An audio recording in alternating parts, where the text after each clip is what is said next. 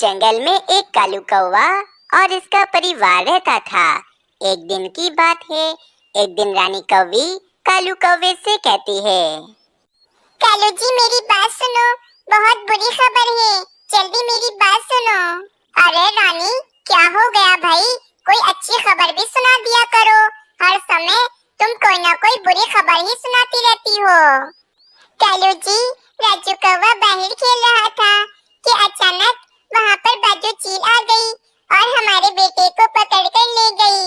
अब ना जाने वे दुष्ट चील हमारे राजू कौवे के साथ क्या करेगी। तुम जल्दी करो और बाजू चील के घोंसले में जाओ और हमारे राजू कौवे को उस दुष्ट चील से बचा कर ले आओ। कहीं ऐसा ना हो कि वे बाजू चील हमारे राजू कौवे को मार कर खा ले। चलो भाई, तुम अभी भी बैठे मेरी बातें सुन रहे हो? जल्दी चलो, हम दोनों जाते हैं। चलो भाई। अरे अब इस खूंखार चील से मैं अपने राजू कौवे को कैसे बचाऊंगा? रानी, तुम यहीं रुको, मैं जाता हूँ और बाजू चील से बात करता हूँ कि वे हमारे बेटे को कोई भी नुकसान ना पहुँचाए।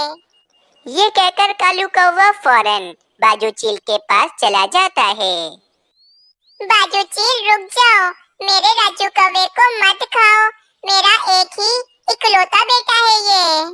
कालू कौवे, मेरा नाम बाजू चील है और मैं अपना शिकार ऐसे ही नहीं छोड़ देती हूँ। तुम यहाँ से चले जाओ, वरना तुम्हारे राजू कौवे के साथ तुम्हें भी मार कर खा जाऊंगी। बाजू चील, मैं तुम्हें दो स्वादिष्ट चिड़िया के बच्चे लाकर दे दूंगा, तुम इन्हें खा लेना, लेकिन बस मेरे राजू कौवे को छोड़ दो तुम। दो चिड़िया के बच्चों का सुनकर तो बाजू चील के मुंह में पानी आ जाता है और वे कालू कौवे से कहती है, ठीक है कौवे, तुम जल्दी जाओ और जाके दो चिड़िया के बच्चों को लेकर आओ, तभी मैं तुम्हारे राजू कौवे को आजाद करूंगी। फिर कालू कौवा फौरन चिड़िया के दो बच्चों को ढूंढने के लिए निकल जाता है।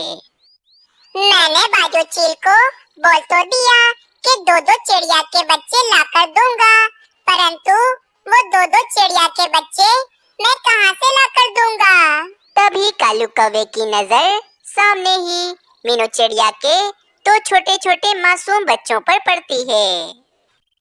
अरे वाह भाई, ये तो मीनू चिड़िया के बच्चे हैं और ये अभी बहुत छोटे हैं, ना तो ये उड़ सकते हैं और ना ही ये ज्यादा आवाजें कर सकते हैं।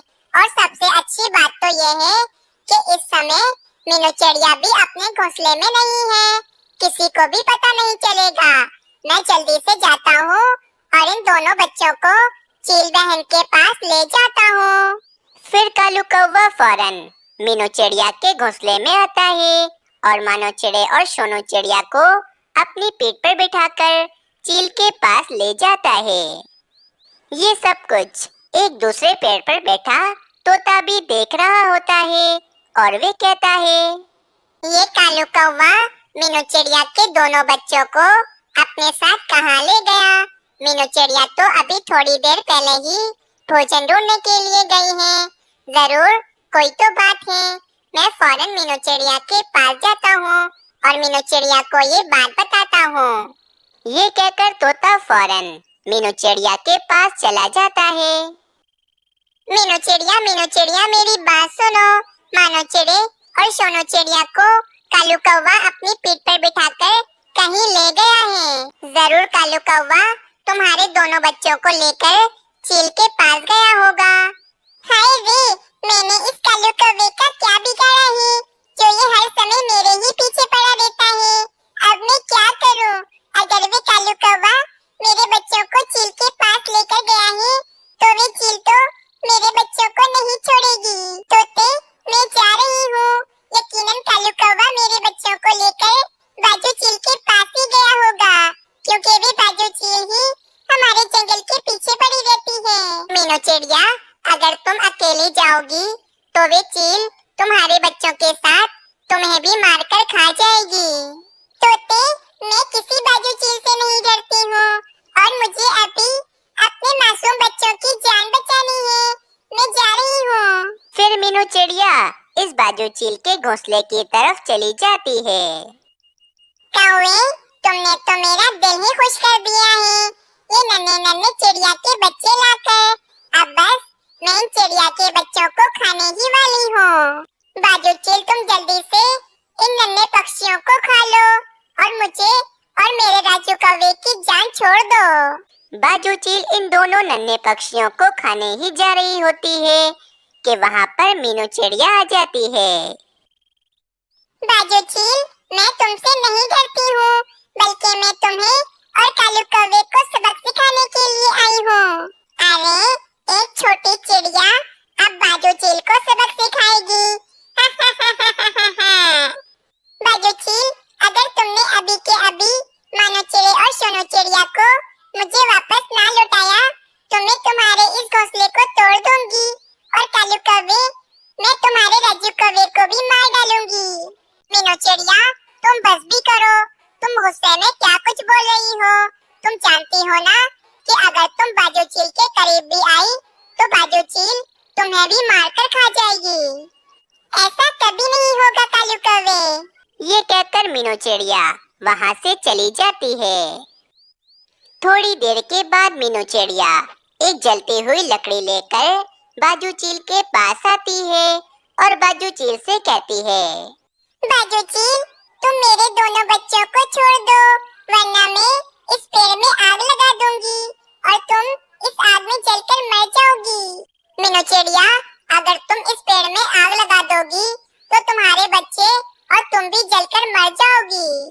मुझे कोई फर्क नहीं पड़ता कालू कौवे, वैसे भी अगर मैंने ऐसा ना किया तो बाजू चील तो मेरे दोनों बच्चों को खा ही जाएगी ना। इससे बेहतर तो यही है कि मैं इस पेड़ में आग लगा देती हूँ और मैं भी आग में जलकर मर जाती हूँ। बाजू चील, तुम इस मीनू चिड़िया की बातों पर यकीन मत करो, ये मीनू चिड़िया झूठ कह रही है, ये कभी भी इस पेड़ में आग नहीं लगाएगी। बस कालू कौवे का इतना कहना ही था। मीनू चिड़िया फौरन उस पेड़ में आग लगा देती है। आग आहिस्ता आहिस्ता नीचे से ऊपर बढ़ती हुई आ रही थी। बाजू चील को तो आग से बहुत ज्यादा ही डर लगता था, इसीलिए बाजू चील फौरन वहाँ से भाग जाती है। और कालू कौवा भी आग से डरकर ऐसे भागता है कि उसे ये भी याद नहीं रहता कि उस पेड़ पर उसका बेटा राजू कौवा भी है। आग आहिस्ता आहिस्ता बढ़ती ही जा रही है। मुझे जल्दी से मानो चिड़े और सोनू चिड़िया को यहाँ से बचाकर ले जाना होगा। परंतु ये कालू कौवे का बेटा राजू कौवा कितना मासूम है, मैं इस मासूम बच्चे को यहाँ पर छोड़कर नहीं जा सकती हूँ। मुझे इन तीनों की जान बचाकर यहाँ से ले जाना होगा।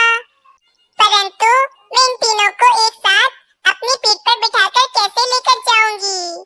मीनू चिड़िया कुछ सोच रही होती है कि मीनू चिड़िया को सामने एक टोकरी पड़ी हुई दिखती है।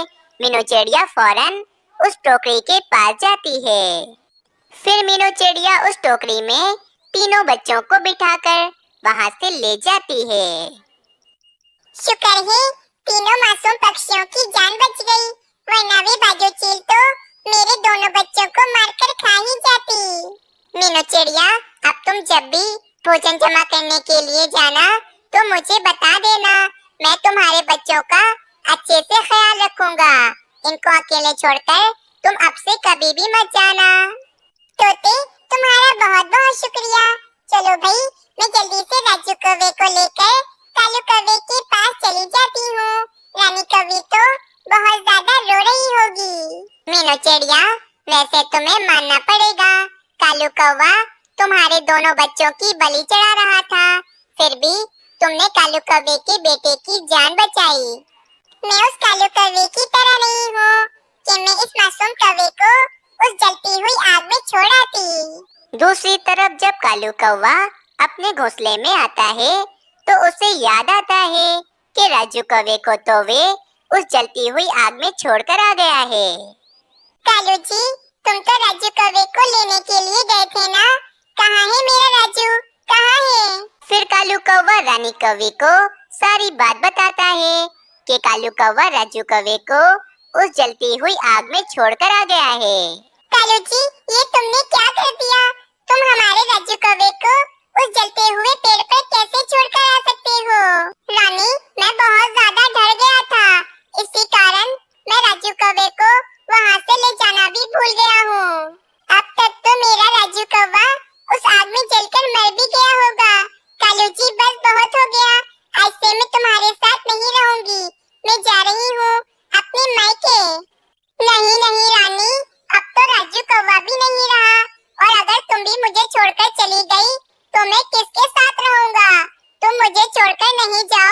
बस कालू कौवा और रानी कौवी ऐसे बातें कर रहे होते हैं कि वहाँ पर मीनू चिड़िया राजू कौवे को लेकर आ जाती है।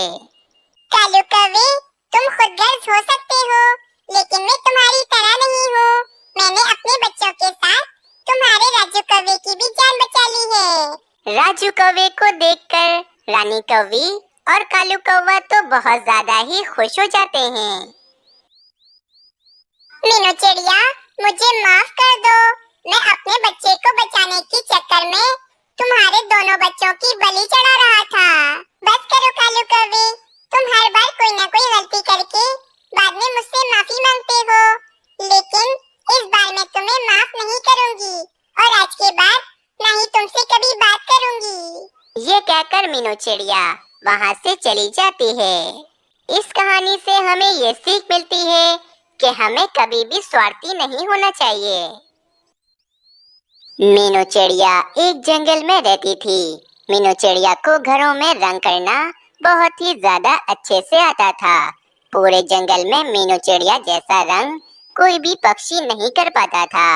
इसीलिए जंगल के पक्षी मीनू चिड़िया से ही अपने घर को रंग करवाते थे। जंगल में एक कालू कौवा भी रहता था। कालू कौवा मीनू चिड़िया से बहुत ज्यादा जलता था, क्योंकि मीनू चिड़िया इतने ज्यादा पैसे जो कमाती थी। मीनू चिड़िया के पास एक बहुत ही बड़ा घर था, जो कि मीनू चिड़िया ने बहुत ही मेहनत करके बनाया था। एक दिन मीनू चिड़िया घर को रंग कर रही होती है, तो मीनू चिड़िया बहुत ज्यादा थक जाती है और मीनू चिड़िया छांव में एक पेड़ के नीचे बैठ जाती है। आज तो मैं बहुत ज्यादा थक गई हूँ ये रंग कर करके। चलो जाके नदी से थोड़ा पानी ही पी आती हूँ। और फिर मीनू चिड़िया नदी से पानी पीने के लिए चली जाती है। मीनू चिड़िया नदी के पास आती है और नदी से ठंडा ठंडा पानी पीती है और फिर थोड़ी देर वे नदी के पास ही बैठ जाती है।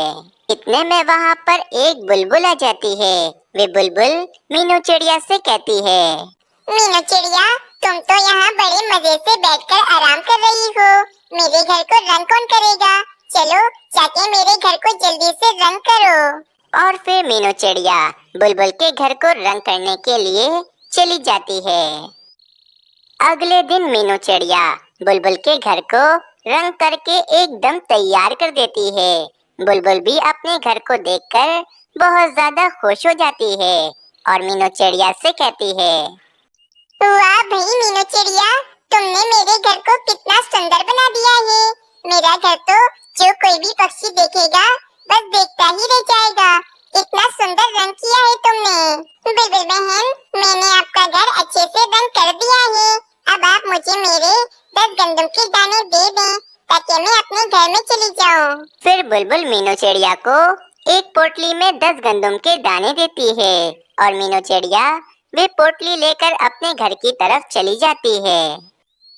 चलो भाई, अब थोड़ी देर आराम कर लेती हूँ। उसके बाद मैं जंगल में जाऊंगी और जिस किसी पक्षी को अपना घर रंग करवाना होगा मैं उस पक्षी का घर रंग कर दूंगी। ऐसा कहकर मीनू चिड़िया थोड़ी देर आराम करने लगती है। दूसरी तरफ दूसरे जंगल के एक उल्लू महाराज अपने साले के लिए एक लकड़ियों का घर तैयार करवाते हैं, लेकिन अब उस घर में सिर्फ रंग करना ही बाकी था। अजी, आप इस घर में रंग कब करवाएंगे? आपने ये घर तो तैयार करवा दिया है, अब जल्दी से इस घर में रंग भी करवा दें ताकि मेरा भाई इस घर में रहना शुरू कर दे। हाँ जीजा जी, आप इस घर में जल्दी से रंग करवा दीजिए। मुझे अब इस घर में रहना है। बस आप जल्दी से जल्दी इस घर को रंग करवा दें। अच्छा ठीक है, मैं किसी अच्छे कलर वाले को ढूंढकर इस घर को रंग करवा देता हूँ ताकि तुम इस घर में आराम से रहो। फिर उल्लू महाराज अपने एक सैनिक को कह देते हैं कि वे किसी एक अच्छे कलर वाले को लेकर आए और इस घर में अच्छे से रंग करवा दे। उस सैनिक को पता था कि दूसरे जंगल में एक मीनू चिड़िया रहती है जो कि पक्षियों के घरों को बहुत ही अच्छे से रंग करती है। वह सैनिक मीनू चिड़िया के पास दूसरे जंगल चला जाता है। मैं दूसरे जंगल से आया हूँ और मैं उल्लू महाराज का सैनिक हूँ। उल्लू महाराज ने एक घर बनवाया है। अब उल्लू महाराज को उस घर में रंग करवाना है और मुझे पता है कि इस पूरे जंगल में आप बहुत ही अच्छे से घरों को रंग करती हो, इसीलिए मैं चाहता हूँ कि उल्लू महाराज के घर को भी आप ही रंग करो। लेकिन चिड़िया बहन, उल्लू महाराज ने वे घर अपने साले के लिए बनवाया है। अगर आपने उस घर में अच्छे से रंग ना किया तो उल्लू महाराज आपको सजा भी दे सकते हैं। नहीं नहीं सैनिक जी, मैं उल्लू महाराज के घर को बहुत ही अच्छे से रंग करूंगी और मैं उल्लू महाराज को कोई भी शिकायत का मौका नहीं दूंगी। बस आप मुझे उल्लू महाराज के पास ले चलें। और फिर वे सैनिक पक्षी मीनू चिड़िया को उल्लू महाराज के पास ले जाता है। उल्लू महाराज, ये मीनू चिड़िया है, इसे मैं दूसरे जंगल से लेकर आया हूँ। ये पक्षियों के घरों को बहुत ही अच्छे से रंग करती है। मैं चाहता हूँ कि आपने अपने साले के लिए जो घर बनवाया है वे घर ये मीनू चिड़िया ही रंग करे। मीनू चिड़िया, तुम्हें अच्छे से रंग तो करना आता है ना, क्योंकि ये घर मैंने अपने साले के लिए बनवाया है। अगर मेरे साले को घर पसंद न आया तो मेरी पत्नी मुझे बहुत सुनाएगी और अगर मेरी पत्नी ने मुझे सुनाया तो मैं तुम्हें सजा दूंगा। नहीं नहीं उल्लू महाराज, ऐसा कुछ भी नहीं होगा। मैं घर को बहुत सुंदर रंग करूंगी। आपके साले को ये घर बहुत पसंद आएगा। ठीक है मीनू चिड़िया, तुम जाओ और जाकर उस घर को अच्छे से अच्छा रंग कर दो। 2 दिन का समय है तुम्हारे पास। 2 दिन के बाद मैं अपनी पत्नी और अपने साले को लेकर वे घर देखने के लिए आऊंगा और अगर मेरे साले को वे घर पसंद ना आया तो मैं तुम्हें कड़ी से कड़ी सजा दूंगा। मीनू चिड़िया को अपने पर बहुत ही पक्का यकीन था कि मीनू चिड़िया उस घर को भी बहुत ही अच्छा रंग करेगी। फिर वे मीनू चिड़िया उस घर को रंग करने के लिए चली जाती है। चलो भाई, जल्दी से घर को रंग कर देती हूँ। मेरे पास सिर्फ और सिर्फ 2 दिन का समय है। और फिर मीनू चिड़िया उस घर को रंग करना शुरू कर देती है। ये बात कालू कौवे तक भी पहुंच जाती है कि मीनू चिड़िया दूसरे जंगल के उल्लू महाराज के घर को रंग कर रही है। और कालू कौवे को ये भी पता था कि अगर मीनू चिड़िया ने उस घर को अच्छे से रंग ना किया तो उल्लू महाराज मीनू चिड़िया को कड़ी से कड़ी सजा देंगे। अगर मीनू चिड़िया ने उल्लू महाराज के घर को अच्छे से रंग ना किया तो उल्लू महाराज मीनू चिड़िया को कड़ी से कड़ी सजा देंगे। और मैं तो यही चाहता हूँ कि मीनू चिड़िया को कड़ी से कड़ी सजा हो ताकि मेरा बदला पूरा हो। लेकिन मुझे कोई ना कोई तो तिगड़म करना ही पड़ेगा, क्योंकि मीनू चिड़िया तो उल्लू महाराज के घर को बहुत ही अच्छा रंग करेगी और मुझे किसी भी तरह उस घर का रंग खराब करना होगा। कालू कौवा बहुत ही ज्यादा होशियार था, इसीलिए कालू कौवे के दिमाग में एक शैतानी योजना आ जाती है। अगली सुबह हो जाती है। मीनू चिड़िया उल्लू महाराज के घर को अच्छे से रंग कर तैयार कर देती है और वे घर तो बहुत ही ज्यादा सुंदर दिख रहा था। मैंने तो इस घर में बहुत ही जल्दी रंग कर दिया है। उल्लू महाराज तो अपनी पत्नी और अपने साले को लेकर कल आने वाले हैं। वैसे मानना पड़ेगा, मैंने इस घर को बहुत ही सुंदर रंग किया है। उल्लू महाराज के साले जी को ये घर बहुत पसंद आएगा। फिर ये कहकर वे मीनू चिड़िया अपने घर की तरफ चली जाती है। दूसरी तरफ कालू कौवे को पता चल जाता है कि मीनू चिड़िया ने उल्लू महाराज के घर को अच्छे से रंग कर दिया है। कल सुबह उल्लू महाराज अपनी पत्नी को लेकर और अपने साले को लेकर उस घर को देखने के लिए आने वाले हैं। मुझे इससे पहले उस घर का रंग खराब करना होगा। फिर कालू कौवा एक काले रंग की बाल्टी लेकर उल्लू महाराज के घर की तरफ चला जाता है और कालू कौवा उल्लू महाराज के घर पर पूरा काला रंग कर देता है, जिससे वे घर बहुत ही ज्यादा बुरा दिख रहा था। मैंने इस घर को पूरा काला कर दिया है। अब जब उल्लू महाराज अपनी पत्नी और अपने साले के साथ इस घर को देखने के लिए आएंगे तो वे बहुत ज्यादा गुस्सा होंगे और वे मीनू चिड़िया को सजा देंगे। चलो अब मैं अपने घोंसले में चला जाता हूँ। अगर मुझे यहाँ किसी ने देख लिया तो उल्लू महाराज मुझे ही सजा दे देंगे। फिर वे कालू कौवा उस घर पर काला रंग कर कर वापस अपने घोंसले की तरफ चला जाता है। बाप रे, मेरे गले में जो हार था वे हार कहाँ चला गया? लगता है मैं उल्लू महाराज के घर को रंग कर रही थी, मेरा हार उधर ही कहीं गिर गया होगा। चलो मैं जाकर अपने हार को वहीं ढूंढती हूँ। फिर मीनू चिड़िया अपना हार ढूंढने के लिए उल्लू महाराज के घर की तरफ चली जाती है। जब मीनू चिड़िया उल्लू महाराज के घर के पास आती है तो वे घर पर लगा काला रंग देखकर बहुत ज्यादा उदास हो जाती है और वे कहती है, ये क्या हो गया? मैंने तो इस घर पर कितना सुंदर रंग किया था और किसी ने इस घर पर पूरा काला रंग कर दिया है। अब जब कल उल्लू महाराज अपनी पत्नी और अपने साले को लेकर ये घर देखने के लिए आएंगे तो वे तो मुझ पर बहुत ज्यादा गुस्सा होंगे और वे मुझे सजा देंगे। मुझे कुछ भी करके इस घर पर से काला रंग हटाना होगा, वरना कल उल्लू महाराज मुझे नहीं छोड़ेंगे। मीनू चिड़िया बहुत ज्यादा चिंतित हो जाती है और इसी चिंता के कारण मीनू चिड़िया को एक बहुत ही बढ़िया उपाय आ जाता है। मैं बादल भैया के पास जाती हूँ और बादल भैया से कहती हूँ कि वे बारिश करें ताकि इस घर पर लगा सारा काला रंग उतर जाए और जो रंग मैंने किया था वे रंग वापस आ जाए। फिर मीनू चिड़िया बादल के पास चली जाती है। कुछ ही देर के बाद मीनू चिड़िया बादल को बुलाकर ले आती है और काफी ज्यादा तेज बारिश शुरू हो जाती है। बारिश के पानी के कारण उस घर पर से काला रंग उतर जाता है और जो रंग मीनू चिड़िया ने किया था वे रंग वापस आ जाता है। बादल भी अपना काम करके वापस पहाड़ों की तरफ चला जाता है। मीनू चिड़िया उस घर को देखकर बहुत ज्यादा खुश होती है। मीनू चिड़िया को पास में ही अपना हार पड़ा हुआ मिलता है। मीनू चिड़िया फौरन उस हार को पहन लेती है और मीनू चिड़िया कहती है, आज की रात मैं सामने वाले पेड़ पर बैठकर गुजारती हूँ। अगर मेरे जाने के बाद दोबारा किसी ने इस घर पर काला रंग कर दिया तो मेरे लिए तो बहुत बड़ा मसला बन जाएगा। इसीलिए आज की रात मैं यहीं रुक जाती हूँ और इस घर पर ध्यान रखती हूँ। मीनू चिड़िया उस घर के सामने वाले पेड़ पर बैठ जाती है और पूरी रात मीनू चिड़िया उस घर पर ध्यान रखती है कि कोई उस घर पर आकर काला रंग ना कर दे। अगली सुबह हो जाती है। कालू कौवा बहुत ज्यादा खुश था क्योंकि कालू कौवे को लग रहा था कि आज मीनू चिड़िया को उल्लू महाराज बहुत कड़ी सजा देंगे। दूसरी तरफ उल्लू महाराज अपनी पत्नी और अपने साले को लेकर वहाँ पर आ जाते हैं और वे जब अपना घर देखते हैं तो वे बहुत ज्यादा खुश हो जाते हैं।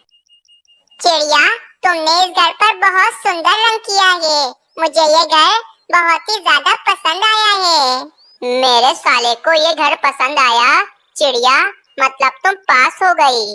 कालू कौवा एक पेड़ के पीछे छुपा ये सब कुछ देख रहा था और ये सब कुछ देखकर कालू कौवा तो एकदम हैरान हो गया था कि आखिर ये सब कैसे हुआ। दोस्तों, इस कहानी से हमें ये सीख मिलती है कि जो कोई सच्चा और अच्छा हो, हम चाहकर भी उसके साथ बुरा नहीं कर सकते हैं। आप सबको ये कहानी कैसी लगी हमें कमेंट में जरूर बताएं।